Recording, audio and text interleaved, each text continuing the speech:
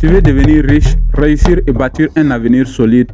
Alors écoute ça bien. Ce ne sont pas uniquement les efforts que tu fournis qui vont décider de ton avenir financier, mais également des erreurs financières que tu évites. Dans cette vidéo, je te partage 5 erreurs financières qui détruisent la jeunesse africaine et qui les maintiennent dans la pauvreté. Et surtout, comment toi tu peux arriver à les éviter et avancer vers la liberté financière. Reste jusqu'à la fin de la vidéo parce que la 4e erreur, c'est ce que tout le monde fait dans sa vie et qui maintient les gens, la majorité des gens dans la pauvreté. Avant de commencer cette vidéo, rassurez-vous que je ne suis pas en train de me placer comme un donneur de leçons ou encore moins frustrer quiconque. L'objectif de la vidéo, c'est de réveiller la conscience de la jeunesse africaine pour un développement africain collectif. Je suis convaincu que la prospérité d'un continent dépend de la prospérité de ses habitants ou de sa population. L'Afrique deviendra prospère lorsque la jeunesse africaine sera prospère. Beaucoup de jeunes africains travaillent dur mais tombent dans le piège de paraître riches. Habits de marque, téléphone cher, sorties chaque week-end. Prenons l'exemple de Chaka, un jeune ouvrier qui gagne moins de 90 000. Au lieu de penser à un projet, il s'endette pour payer un iPhone à plus de 500 000. Résultat, il vit dans le stress, sans économie et sans projet. Alors qu'il aurait pu commencer avec 50 000 francs à lancer un projet ou un petit commerce rentable. Et le pire, la société africaine est hypocrite. On l'applaudit parce qu'il a l'air moderne. On lui dit qu'il profite de la vie. Mais personne ne lui dit la vérité. Mon frère, tu gaspilles ton avenir. Et c'est là que je veux t'avertir. Oui, il faut vivre sainement et profiter des petites joies de la vie. Mais il faut également investir comme si tu étais éternel sur terre. Parce que si tu vis seulement pour aujourd'hui, demain viendra et tu n'auras rien. Mais si tu vis pour aujourd'hui tout en construisant ton avenir, alors demain sera encore meilleur qu'aujourd'hui. Ne dépense pas pour impressionner, dépense pour progresser. Car les mêmes qui t'applaudissent aujourd'hui seront les mêmes qui se moqueront de toi quand tu seras fauché demain. Une autre erreur, c'est de vivre sans budget. Beaucoup perçoivent leur salaire, leur bourse ou les petits bénéfices de leur commerce. Et en une semaine seulement, tout a disparu. À la fin du mois, ils ne savent même pas où est passé leur argent. Je vous donne l'exemple de Félix, un employé d'une société de la place, dont je connais très bien. Il gagne environ 200 000 francs. Mais à la fin de chaque mois, il n'a même pas 10 000 francs pour gérer une urgence. Pendant ce temps, je sais qu'avec ces 200 000 francs, certains arrivent à noter leurs dépenses, planifier leur argent et même en 6 mois, arrivent à avoir un petit fonds d'investissement, qu'ils peuvent déjà même lancer un petit projet avec ces petites épargnes d'urgence mis de côté. Expérimentez cette solution simple. Utilisez la méthode 50, 30 et 20%.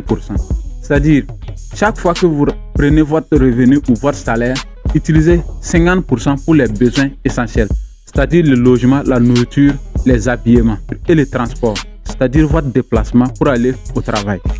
30% pour les projets d'investissement, c'est-à-dire une épargne que vous mettez de côté pour consolider un capital et se lancer dans une activité ou pour lancer un projet ou un investissement à long terme.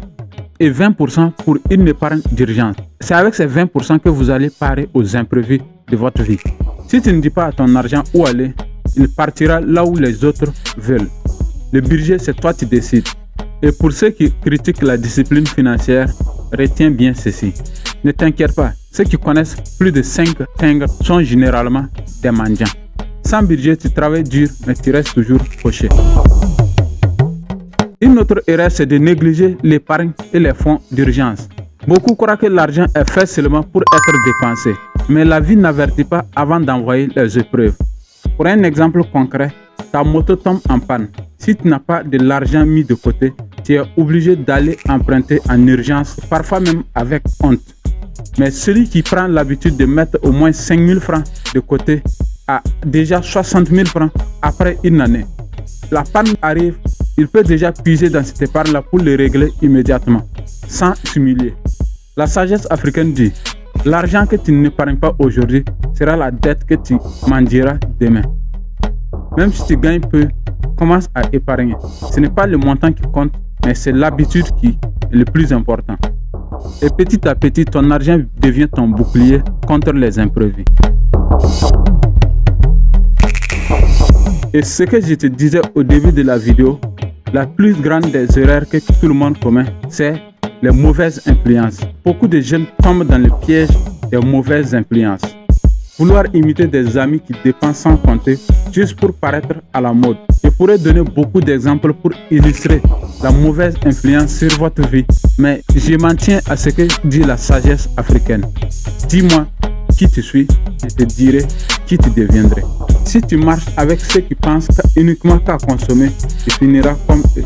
Mais si tu marches également avec ceux qui pensent à investir, à construire, tu avanceras également comme eux.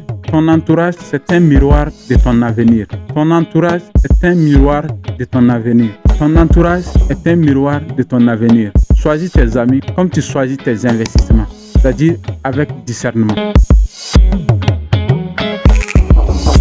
Beaucoup disent j'investirai quand j'aurai beaucoup d'argent, quand tout serait parfait, quand je serai prêt. Mais ce raisonnement est un piège. Les années passent et rien ne commence. Par exemple, un jeune qui gagne 50 000 francs par mois, avec seulement 20 000 francs, aurait pu commencer à revendre des habits, à élever des poules ou encore même vendre des crédits téléphoniques.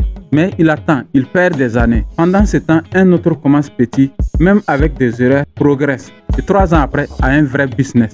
Retiens ceci, celui qui attend la perfection n'accomplit jamais rien. Commence avec l'imperfection et le chemin te perfectionnera. Ne cherche pas à tout avoir avant de te lancer. Ce n'est pas ton capital qui fera de toi un entrepreneur à succès, mais c'est ton courage et ta constance. Commence petit, commence mal s'il le faut, mais commence quand même. Parce que attendre, c'est reculer. Voilà mon ami, nous venons de voir ensemble les 5 erreurs financières qui détruisent la jeunesse africaine. Dépenser pour paraître riche. Vivre sans budget. Négliger l'épargne. Les mauvaises influences. Ne pas investir tôt. Mon frère, ma soeur, la richesse n'est pas une affaire de chance, mais de discipline et de choix intelligents. La société peut t'applaudir pour tes dépenses, mais c'est ton intelligence financière qui assurera ton avenir. Alors dis-moi en commentaire quelle erreur financière vas-tu commencer par corriger dès aujourd'hui. Si cette vidéo t'a inspiré, abonne-toi à BNJ Richesse et Leadership Africain et partage la vidéo avec un ami qui doit également entendre ces messages. Ensemble, nous bâtirons une jeunesse africaine forte, disciplinée et prospère. À très bientôt pour la prochaine vidéo.